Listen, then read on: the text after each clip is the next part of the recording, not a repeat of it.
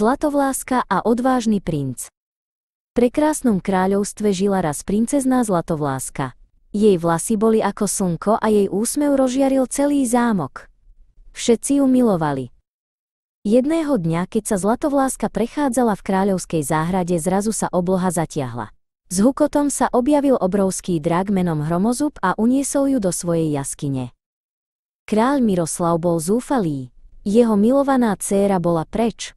Vyhlásil, že ten, kto oslobodí princeznú Zlatovlásku, dostane polovicu kráľovstva a jej ruku. Správa o unesenej princeznej a kráľovskom sľube sa šírila po celej zemi. Dostala sa aj k udatnému princovi Radovanovi, ktorý bol známy svojou odvahou a silou. Princ Radovan neváhal ani minútu. Osedlal svojho verného koňa a vydal sa na nebezpečnú cestu, aby zachránil princeznú Zlatovlásku.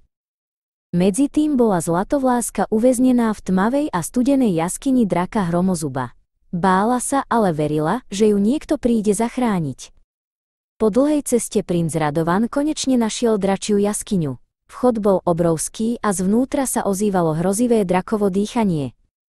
Princ Radovan vstúpil do jaskyne. Drak Hromozub na neho zaútočil s hromovým revom. Bola to strašná bitka. Radovan bol odvážny a šikovný. S jedným mocným úderom meča zotol drakovi všetky hlavy a Hromozub padol mŕtvy na zem. Zlatovláska bola voľná. Princ Radovan ju vzal späť do kráľovstva. Kráľ Miroslav bol nesmierne šťastný. Princ Radovan si vzal princeznú Zlatovlásku za ženu a žili šťastne až do smrti.